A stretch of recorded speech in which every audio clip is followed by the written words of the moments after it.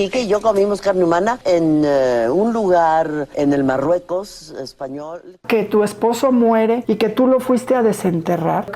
Yo quería tenerlo en mi casa. No se me espanten porque hoy sí vamos a abrir ese cajón del espectáculo del horror donde están guardadas las historias que casi nadie cuenta completas. Y aquí no venimos con el típico chisme de quién engañó a quién se peleó por dinero o quién terminó aventando el anillo por la ventana. No, aquí la cosa se pone bastante más oscura. Vamos a encontrarnos con famosos que hicieron cosas tan raras, tan pesadas y tan fuera de lo normal, que cuesta trabajo creer que detrás de una cara tan conocida pudiera esconderse semejante historia. Pero lo que he disfrutado, lo he disfrutado bien.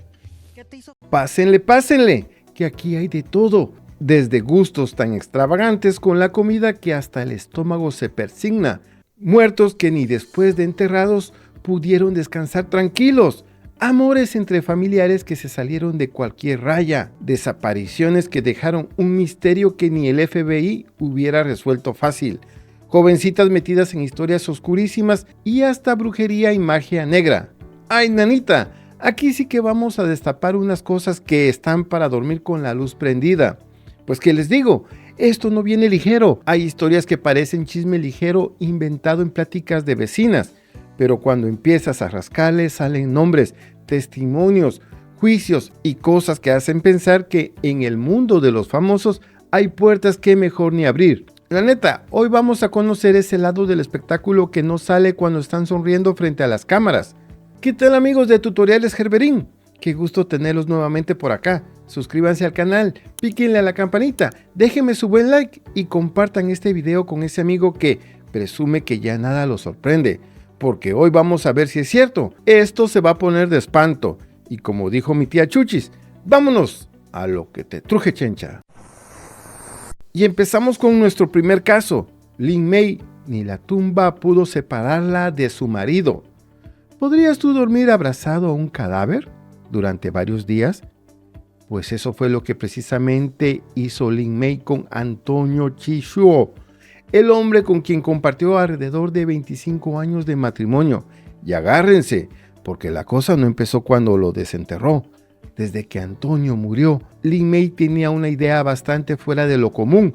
Quería conservar el cuerpo cerca de ella y por eso mandó que lo prepararan para poder tenerlo dentro de su casa. Órale, eso sí está de susto ya. Y me hablaba en todos los idiomas y yo decía, no, yo no lo voy a dejar ir. Antonio murió en el año 2008, después de padecer cáncer de próstata. Durante la etapa final de su enfermedad, Lin May estuvo pegada a él. Incluso llegó a dormir en el piso del hospital para cuidarlo. Poco antes de morir, Antonio regresó a casa y fue ahí donde terminó sus días. Para Lin May, aquello fue un golpe duro, de esos que dejan a cualquiera caminando como alma en pena, porque después de tantos años juntos, simplemente no estaba preparada para verlo desaparecer de un día para otro. Pero aquí comienza lo macabro. En lugar de permitir que se llevaran inmediatamente el cuerpo, Lin mandó que lo arreglaran y lo prepararan para conservarlo dentro de la casa. Antonio permaneció ahí cerca de 4 días y medio, mientras ella dejó de comer y beber algún líquido y se la pasaba abrazada a él. Como decía mi abuelita, para todo mal hay remedio, menos para la muerte.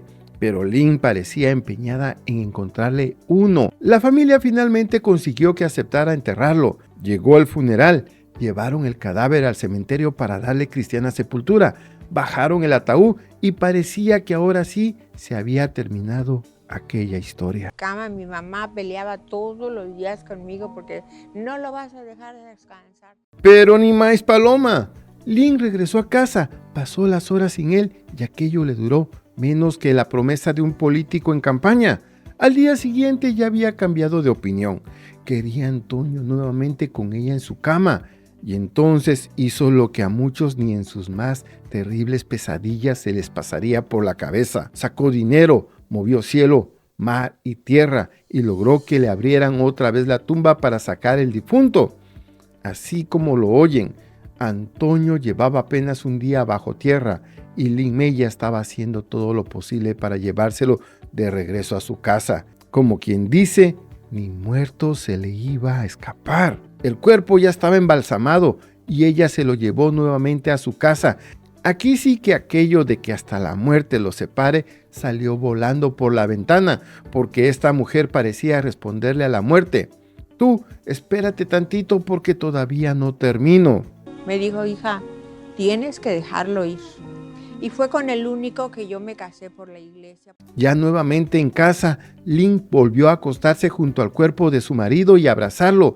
Así se pasó alrededor de 4 días con Antonio, como si la muerte nomás hubiera ido de visita. Su familia estaba con el Jesús en la boca y al pendiente de que el dolor no terminara por hacerla perder la razón. Nadie descansaba bien, porque aquello ya se estaba poniendo color de hormiga. Su madre era la que insistía en que ya tenía que dejar descansar al difunto, porque una cosa era extrañar al marido y otra muy distinta tenerlo muerto en la cama como si nada hubiera pasado. Ahí sí, hasta el más valiente sacaba el rosario, se persignaba 3 veces y decía: conmigo no cuenten para cuidarlo. Y mientras Lynn seguía aferrada a su marido, la familia ya tenía otra preocupación encima.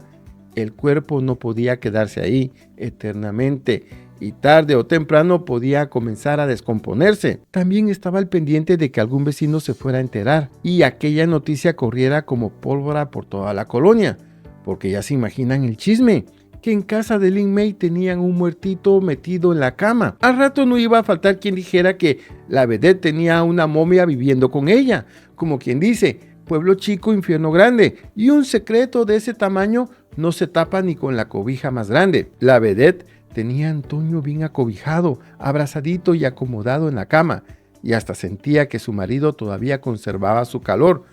Pero pues, ¿qué les digo? El pobre Antonio ya estaba más frío que el corazón de mi ex. Porque fue también un gran hombre, Mira, yo tuve tanta suerte para los hombres. Lynn llegó a sentir como si él todavía estuviera ahí con ella, hasta que entre esas sensaciones y la insistencia de su madre y toda la familia, comenzó a entender que ya era hora de soltarlo.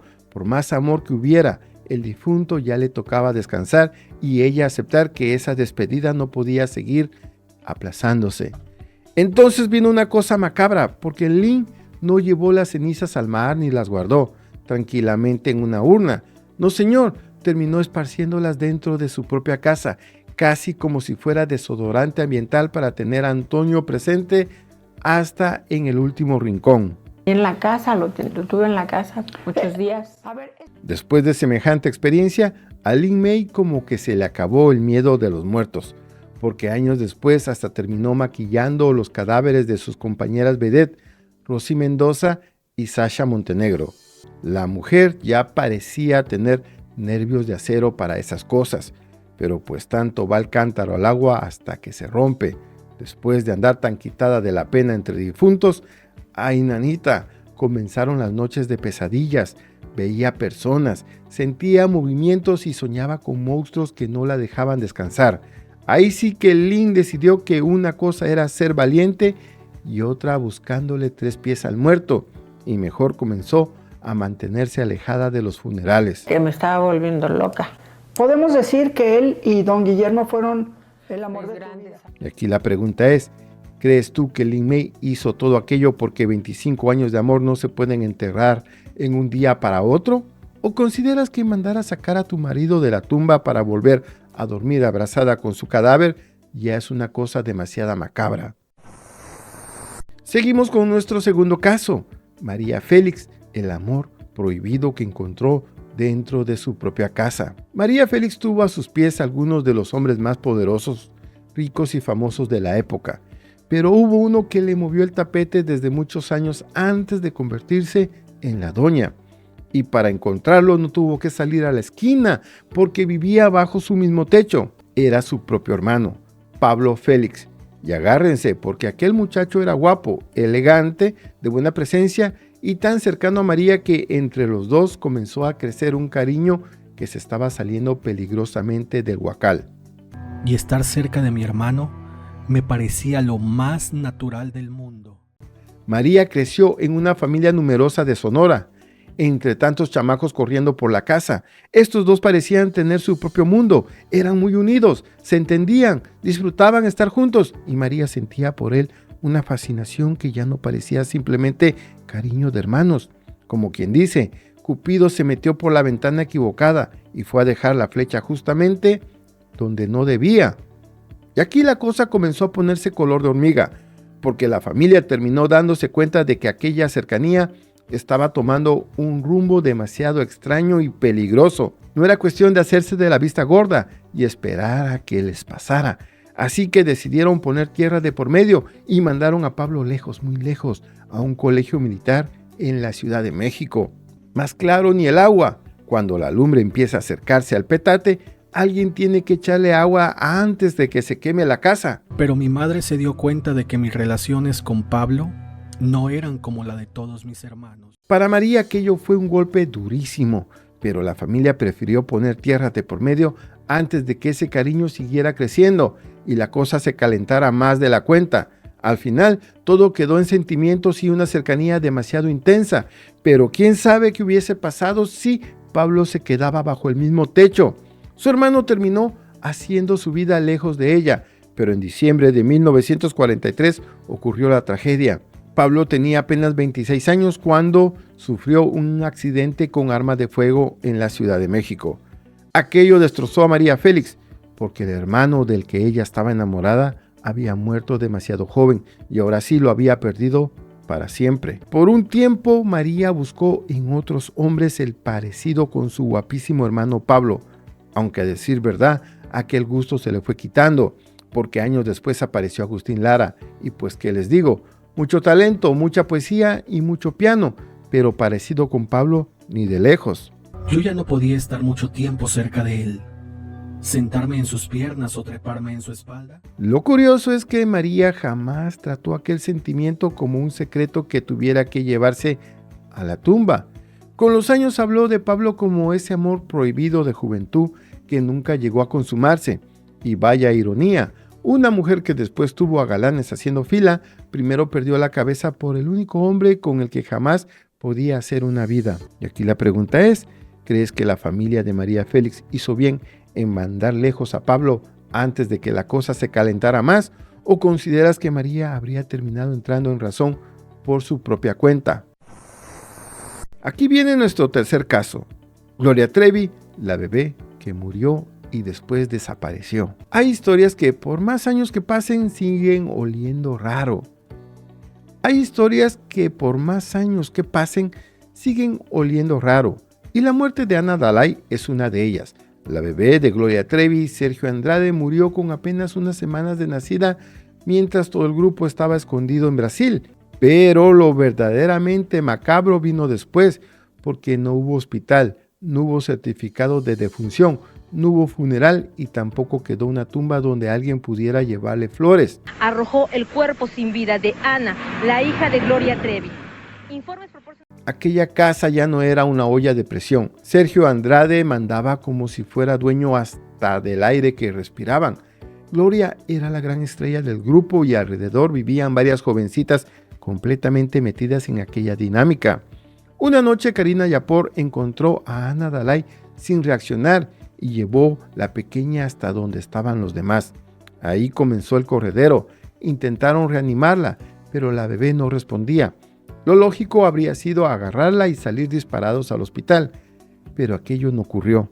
Sergio cerró la llave y nadie llamó a paramédicos porque estaban escondidos de las autoridades. Y ahora yo sé que mi hija está donde están las personas que amamos y que ya no están en la tierra. Gloria llevaba años formando parte del círculo de Andrade y era una de las figuras centrales de aquella convivencia. Raquel ha descrito una estructura donde Sergio tenía el control absoluto, pero también una casa donde todos estaban metidos hasta el cuello en secretos, obediencias y decisiones que desde afuera parecían de locos. Como quien dice, ahí nadie estaba viviendo precisamente en casa de las hermanitas de la caridad. Después de la muerte improvisaron una especie de despedida dentro del departamento. Gloria pudo estar con su hija un momento y Sergio quedó encargado de resolver qué haría con el cuerpo. Sergio les ordenó ir a dar sepultura al cuerpecito en un parque junto al río. Ahí comienza lo más escalofriante porque una bebé acababa de morir y en vez de aparecer una autoridad o una funeraria, comenzaron a buscar la manera de sacarla de ahí sin que nadie preguntara demasiado. El cuerpecito terminó envuelto y escondido dentro de una maleta. Liliana Regueiro salió con él buscando dónde dejarlo. La idea era enterrarlo sin llamar la atención, pero el miedo a que alguien los descubriera terminó convirtiendo aquello en algo todavía más oscuro. Ana Dalai acabó cerca de un río y sus restos jamás pudieron ser localizados. Así como lo oyen, una criatura salió de aquella casa dentro de una maleta y después prácticamente se la tragó la tierra, o mejor dicho, el agua. La neta es que esto es macabro y todavía faltaba la versión más dantesca de todas. Karina Yapor escribió en su libro Revelaciones que después de la muerte de Ana Dalai, María Requenel se encerró sola en la cocina. Aseguró que desde afuera se escuchaban golpes contra una tabla y cuando finalmente salió, todo estaba limpio. Después apareció una bolsa que parecía demasiado pequeña para llevar el cuerpecito completo de la bebé. Y ahí comenzó a cocinarse una sospecha verdaderamente escalofriante, que dentro de aquella cocina pudieron haber hecho algo terriblemente con el cuerpo para poder sacarlo sin llamar la atención. Yo hubiese preferido enterrarla, obviamente. Era lo que yo creo que cualquiera hubiese preferido. Con los años aquella historia creció como bola de nieve y María Boquitas terminó embarrada hasta el cuello. Raquenel negó haber tocado el cuerpo de Ana Dalai y sostuvo que se encerró en la cocina porque estaba mareada, llorando y no quería que nadie la viera. Pero después Liliana Regueiro le puso todavía más chile al asunto porque aseguró que Sergio Andrade le había dicho que Raquenel ya se había encargado de borrar las huellas de los pies de la bebé. Y así quedó uno de los misterios más grandes y macabros en la vida de Gloria Trevi. Pasaron los años, aparecieron versiones, acusaciones, recuerdos cruzados y hasta historias que parecen sacadas de la peor pesadilla, pero el cuerpecito de Ana Dalai jamás apareció. Saqué la bolsa así, no quise pensar y así como fue lo arrojé. Y aquí la pregunta es, ¿consideras que Gloria Trevi pudo haber hecho algo para evitar que el cuerpo de su hija terminara desapareciendo para siempre? Vámonos con nuestro cuarto caso. Sergio Andrade, el productor que convirtió a la fama en una pesadilla. Sergio Andrade no necesitaba una cadena ni una puerta con candado para tener a muchas jovencitas completamente sometidas. Le bastaba prometerles fama, discos, televisión y una carrera artística. Varias llegaron siendo apenas adolescentes, con los ojos puestos en los escenarios, y terminaron metidas en casa donde las reglas las ponía él, y donde salir no era tan sencillo como agarrar la bolsa y decir, ahí nos vemos. Cuando me conoció y me agarró la cara, me acuerdo y me decía, ay, qué linda niña. Andrade se hacía llamar el maestro y armó una especie de pequeño reino. Las muchachas dependían de él para trabajar, para moverse, para ver a sus familias y hasta para decidir cosas de su propia vida. Hubo testimonios de castigos, humillaciones, vigilancias, aislamiento y relaciones con jovencitas que todavía eran menores. Como decía mi vecina, cuando alguien quiere ser dueño hasta de tu sombra, ahí ya huele a quemado. Y la cosa no quedó en puro chisme de revista. En el año 2005, Andrade terminó condenado en Chihuahua por rapto y abuso agravado, después de un proceso que había arrancado por la denuncia relacionada con Karina Yapor. Porque a nosotros no nos permitían ir al baño cuando teníamos necesidad. Durábamos horas. La condena por corrupción de menores fue retirada después, pero las otras se mantuvieron. O sea, aquí ya no estamos hablando de que la comadre escuchó algo en el salón de belleza. Esto llegó hasta un juez y terminó con sentencia. Pero lo más siniestro quizá fue la manera en que todo aquello se disfrazaba de oportunidad. Muchas llegaban buscando cantar y terminaban completamente envueltas en una dinámica donde Sergio era productor, pareja sentimental, jefe, maestro y prácticamente la última palabra para todo. Nos dejaba sin comer. Días yo llegué a durar hasta 4 días sin probar alimento. La fama era la carnada y después venía la jaula. La neta, aquello parecía academia artística por fuera y otra cosa muy distinta cuando se cerraba la puerta. Y todavía hoy la sombra de Andrade no termina de apagarse. En junio del año 2026, una de sus hijas, Antonia Andrade Ríos, hizo pública una denuncia penal contra él y pidió ayuda para localizarlo, mientras otras mujeres relacionadas con aquel círculo volvieron a respaldar los señalamientos. Casi 2 décadas después de salir de prisión, el nombre de Sergio Andrade sigue apareciendo acompañado de historias que nadie quisiera tener pegadas a su apellido. Y aquí la pregunta es, ¿crees tú que Sergio Andrade ya traía el horror por dentro o el poder terminó sacándole lo peor? Nuestro caso número 5 es la oscura sombra detrás de Joan Sebastián. Joan Sebastián era el poeta del pueblo, el hombre de los caballos, la canción de amor y los ranchos enormes en Guerrero.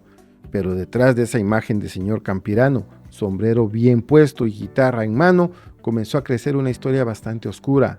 ¿Y no? Aquí no vamos a hablar del típico chisme de que tenía muchas mujeres o que le puso el cuerno a Maribel Guardia con su compañera de trabajo. Aquí aparecieron 2 jóvenes que habían pasado por redes de malandros y las 2 terminaron mencionando su nombre.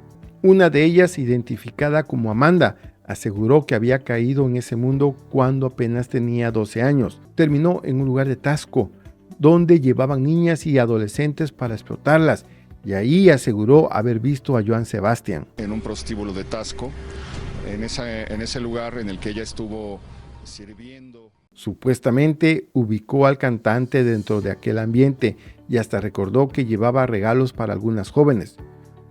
Pues qué les digo, de escuchar palomas que andan volando a imaginar el poeta metido en un lugar así, hay un trecho bastante feo. Después apareció otra mujer, identificada como Julieta, y ahí la cosa agarró todavía más lodo. Ella aseguró que terminó llevada con varias muchachas a una fiesta privada en un rancho que lo relacionó con el cantante.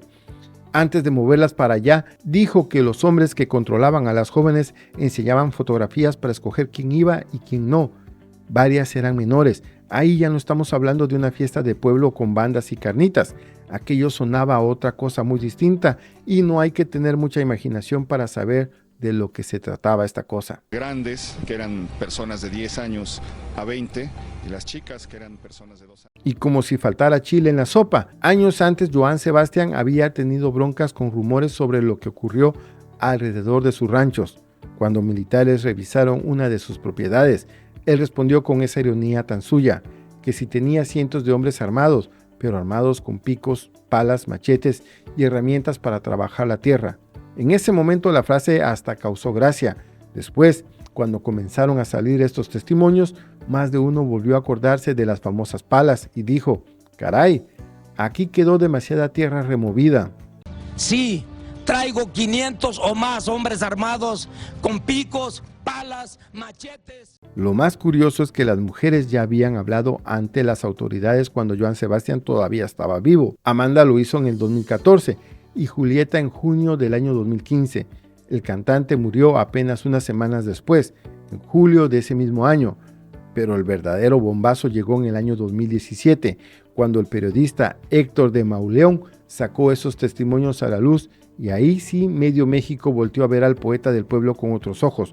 Para entonces, Joan ya había fallecido y no podía salir a defenderse de esos señalamientos. Tampoco hubo una condena que probara que él manejaba una red o que tuviera mujeres escondidas en sus ranchos, pero las declaraciones quedaron ahí, escritas y con su nombre metido hasta el cuello. Porque una cosa es que te inventen un chisme en la tienda y otra que 2 mujeres metidas en la historia tan oscura terminen apuntando para el mismo lado. La duda jamás se limpió del todo.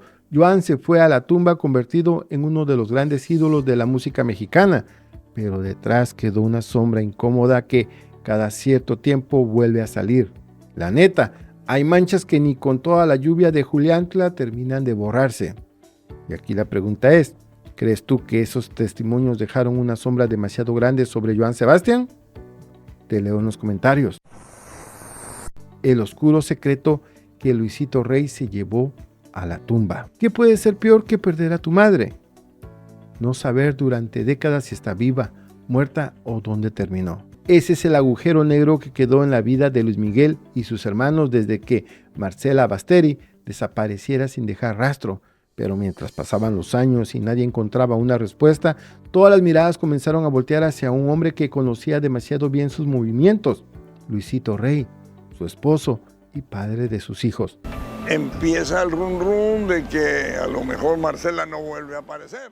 Marcela llevaba una relación hecha pedazos con él, Para mediados de los años 80 ya estaban separados y ella quería recuperar a sus hijos, mientras Luisito tenía agarrada con uñas y dientes la carrera de Luis Miguel. La última etapa conocida de Marcela terminó llevándola nuevamente a España y después, como tragada por la tierra, desapareció. No hubo una despedida, no apareció un cuerpo y jamás quedó una tumba. Ahí comenzó un misterio que ya llevaba décadas sin resolverse.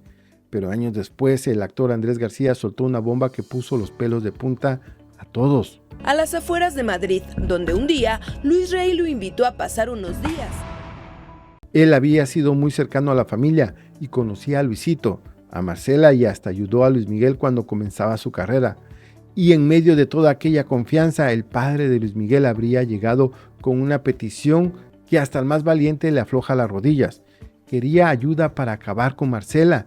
Y agárrense, porque Andrés no habría sido el primero. Arturo, el negro Durazo, aquel poderosísimo jefe de la policía capitalina que tenía fama de mover más hilos que titiritero en feria, ya le había advertido a García que Luisito andaba buscando quien le ayudara con semejante barbaridad. Durazo se negó y después Luisito habría probado suerte con Andrés. Como quien dice, tocó una puerta, se la cerraron y fue a tocar la siguiente. Se empieza a poner nervioso. Luisito, el que venía con él. Andrés no quiso meterse en aquella historia y hasta terminó alertando a Luis Miguel sobre las intenciones de su padre. Tiempo después Marcela desapareció. Ahí fue cuando García comenzó a juntar las piezas y quedó convencido de que Luisito había conseguido por otro lado lo que Durazo ni él quisieron hacer. Lo peor del caso es que nunca apareció la prueba definitiva que permitiera cerrar el caso y señalar legalmente a Luisito Rey como responsable. Y todavía hay algo más escalofriante. Andrés llegó a pensar que Marcela pudo haber terminado ahogada. También circularon historias de una fiesta, de la muerte en España y hasta de una supuesta confesión de Luisito antes de morir. Pero entre tanta versión, aquello terminó más enredado que audífonos en bolsa de señora.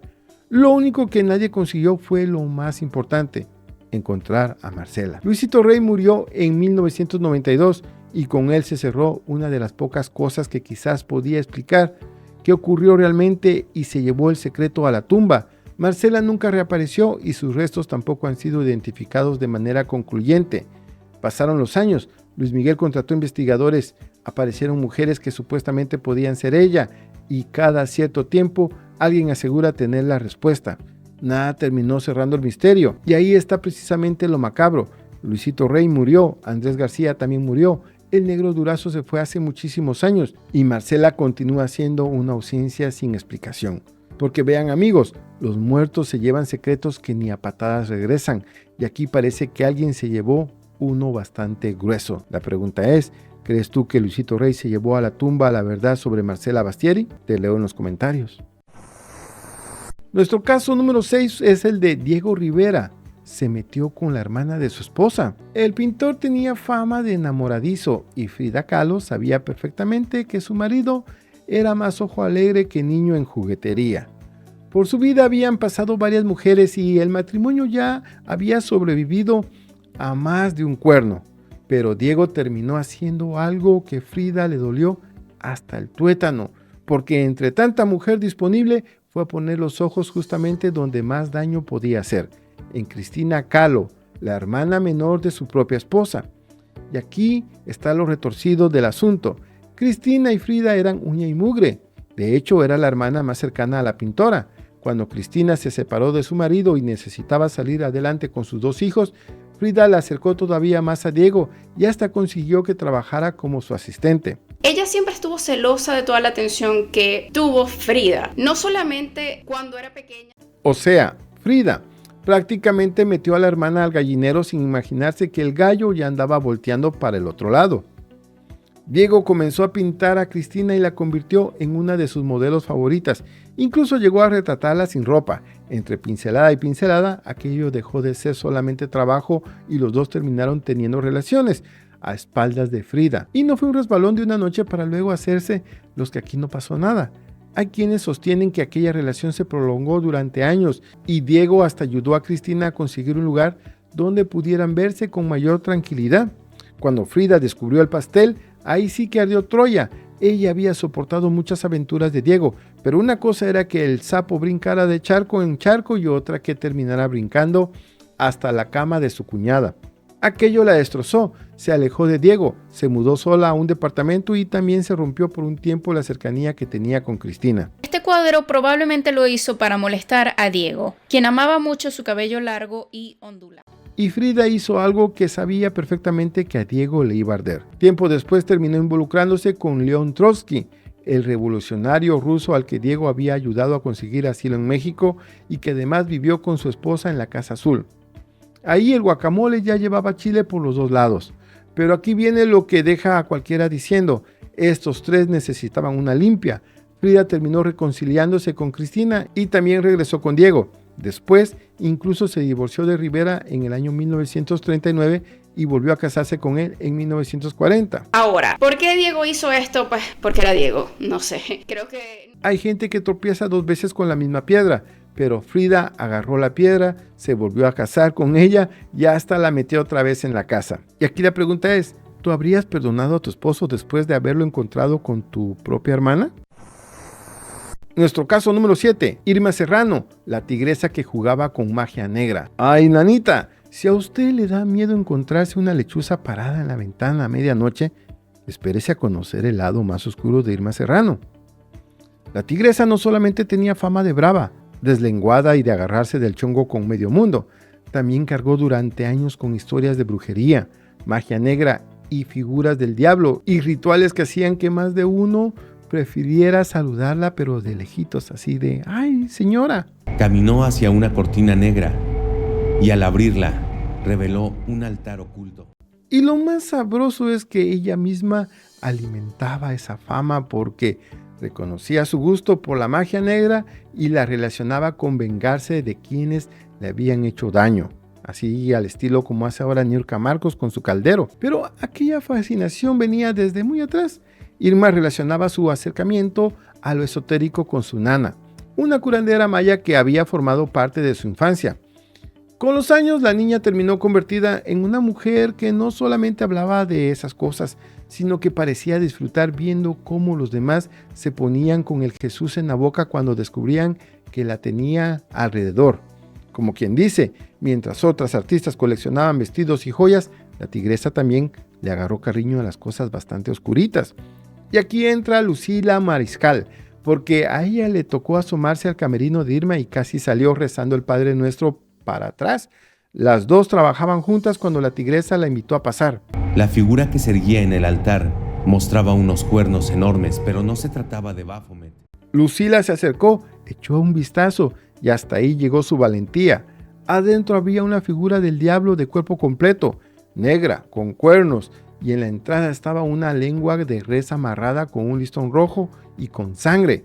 Pues qué les digo, con semejante decoración, hasta el más ateo pregunta dónde venden el agua bendita. Y pues entra al camerino, pero si alguien entra primero. Pero entre Irma y Lucila todavía ocurrió algo que puso más chile en el mole.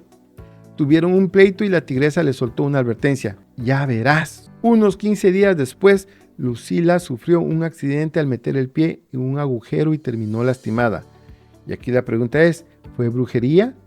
Eso nadie lo puede asegurar, pero Lucila quedó bastante impresionada, sobre todo porque otros compañeros ya le habían metido miedo asegurándole que Irma hacía rituales, santería y magia negra, y con semejantes antecedentes, hasta tropezarse con la banqueta parecía una obra de más allá.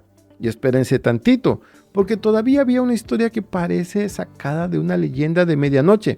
Lucila también escuchó que la tigresa enterraba muñequitos, representando personas y dentro de macetas. Eso quedó como parte de la historia que corría alrededor de Irma, pero imagínense llegar a su casa y ver tanta maceta.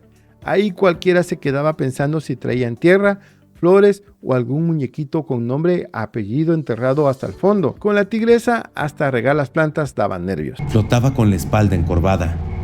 Su piel era tan oscura que devoraba la luz. Pero pasemos a nuestro caso número 8. Ahora viene la fotografía que terminó de echarle gasolina a toda la leyenda. Irma Serrano apareció retratada junto a Antonio Sandor Lavey, nada más y nada menos que el fundador de la iglesia de Satán en Estados Unidos. El hombre era pelón, barbudo, vestía de negro y convirtió su imagen en todo un espectáculo alrededor del satanismo.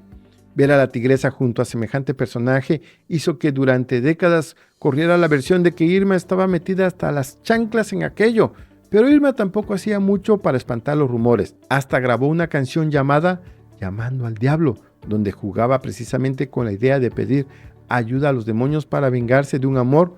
O sea, si la señora quería convencer al público de que todo aquello era pura hablada, pues escogió una manera bastante curiosa de hacerlo. Noches infernales, a demonios va a invocar. Y es que, amigos, no hay que buscarle las mangas al chaleco, pero la tigresa prácticamente se lo ponía solita. Y precisamente eso la convirtió en un personaje tan extraño dentro del espectáculo mexicano. No necesitaba esconder su fama de mujer peligrosa detrás de una cortina. Al contrario, parecía disfrutarla entre sus pleitos, sus venganzas, sus historias de magia negra y aquel camerino que parecía sucursal de inframundo. Fue construyendo una imagen donde nunca quedaba claro dónde terminaba Irma y dónde comenzaba la tigresa. Irma falleció en 2023, pero se llevó con ella una pregunta que todavía pone sabor a su leyenda. ¿Cuánto de aquello parecía verdad y cuánto parecía mentira? El caníbal de la Guerrero, el escritor que terminó dentro de su propia pesadilla. Y para rematar esta lista de famosos y personajes que han hecho cosas escalofriantes, no podemos dejar por fuera a un hombre tan oscuro y enigmático como el apodo con el que terminó siendo conocido, José Luis Calva Cepeda, el caníbal de la Guerrero. Este hombre escribía poemas y relatos cargados de muerte, violencia y hasta canibalismo, pero lo verdaderamente macabro llegó cuando la realidad terminó pareciéndose demasiado a las cosas que salían de su cabeza. En el año 2007 las autoridades entraron a su departamento en la colonia Guerrero de la Ciudad de México, buscando a su pareja, Alejandra Galeana, y ahí se toparon con algo que hasta el policía más curtido le revolvería el estómago. Cuerpo desmembrado de una mujer llamada Alejandra Galeana Garavito, con quien sostenía una relación. Habían restos de la mujer dentro del departamento y para acabarla de amolar, también encontraron escritos de Calva relacionados a comer carne humana. O sea, el señor no solamente escribía historias oscuras, terminó viviendo en medio de una. Y de ahí salió el apodo de El Caníbal de la Guerrero, porque comenzó la sospecha de que José Luis había llegado a comer partes del cuerpo de su pareja. Lo que sí encontraron dentro de su departamento fueron los restos de Alejandra y con semejante escena hasta el más valiente salía ahí con ganas de hacerse vegetariano. Señalaron que este sujeto pretendía comerse a su víctima. De acuerdo con su perfil psicológico. Poco después José Luis Calva apareció muerto dentro de prisión. Como quien dice, el hombre que escribía sobre cosas macabras terminó dejando detrás de él una historia todavía más oscura que cualquiera de sus manuscritos. Charles Chaplin, el comediante que terminó desenterrado. Para cerrar esta lista, ahora sí, nos vamos con Charles Chaplin, uno de los hombres que hizo reír al mundo entero y que terminó protagonizando una historia que de chistosa no tiene ni las cosquillas. Chaplin murió el 25 de diciembre del año 1977 en Suiza y fue enterrado tranquilamente en un pequeño cementerio, pero apenas unos meses después, dos hombres llegaron de noche, abrieron la tumba y se llevaron el ataúd completo con todo y difunto. Sí señor, al pobre Chaplin ni muerto lo dejaron descansar. Los ladrones fueron reconocidos como dos inmigrantes, uno polaco y otro belga, que tuvieron la brillante idea de robarse el cadáver para pedirle dinero a la familia.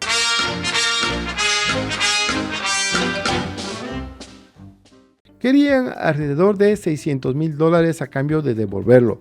La viuda de Chaplin se negó a pagar y hasta recibió amenazas contra sus hijos. Como quien dice, aquellos fulanos pensaron que habían encontrado la gallina de los huevos de oro y terminaron cargando un ataúd por media Suiza. Durante semanas nadie sabía dónde estaba Charles Chaplin. La policía vigiló teléfonos, siguió llamadas y finalmente atrapó a los responsables. Entonces salió a relucir el paradero del comediante. Lo habían enterrado nuevamente en un campo de maíz cerca del lago Le Mans. ¡Ay, tatita! Un hombre que había recibido homenajes por todo el mundo terminó pasando varias semanas escondido bajo tierra en medio del campo.